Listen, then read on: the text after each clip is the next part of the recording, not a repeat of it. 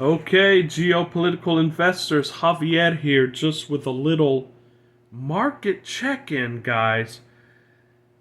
Due to the election, the markets have gone crazy, and in fact, Jack in the Box the day after the election, due to general good sentiment, as well as, and this is very important, guys, as well as good sentiments about the earnings of Jack in the Box, Jack in the Box went up to a high of about $54, 53, 48, no, actually, sorry, 53.84. But then it came crashing back down to where it sits now at 48.82 again. Guys, I'm using this as an opportunity to buy more because, again, I have a relatively medium conviction.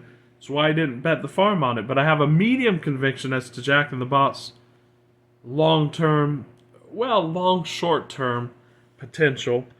And again, the analysts are saying this.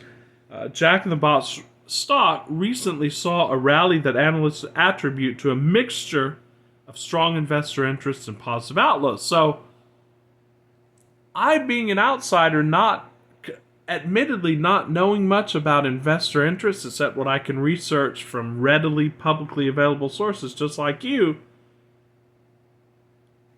and we see investor interest here that I really didn't know about, but I had interest due to my expertise, which is, just the common man's expertise. So we're showing you how this works.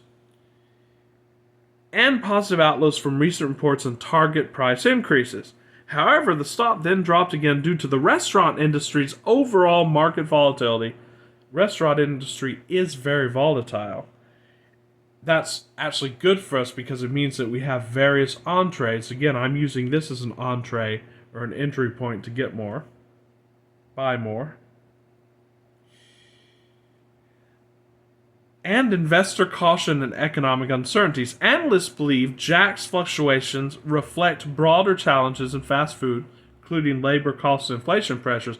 But guys, the good news about that is everybody's facing the same challenges, despite its long-term favorable forecast. So the analysts are also giving Jack in the Box a favorable long-term forecast, which means for me, it is a less risk haven, so to speak, for my money while I look for that big trade that I'm going to be telling you about. And we're researching that now, and I'm going to be telling you on the upcoming podcast in the next 2 days what I'm looking at, what I'm researching, and what my thoughts are. But increased competition in the quick service space has also affected its performance recently, again giving us an entree to buy it. So guys, I am still hot on Jack in the Box.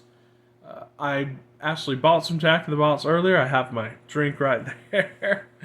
And I bought more today, guys. And again, this is not investment advice. I'm just telling you what I did. It is November 7th, 2024 at 6:58 p.m. I've got Jack in the Box, guys.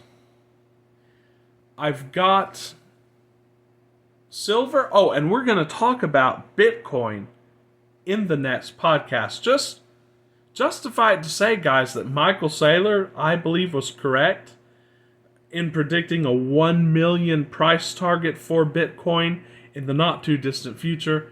I basically dollar cost average Bitcoin every single month. And again, we'll talk about that more in the podcast. But again, no investment advice, just telling you what I do. So until very soon, guys, this is Javier with Investing for the People, and I'll see you on the podcast.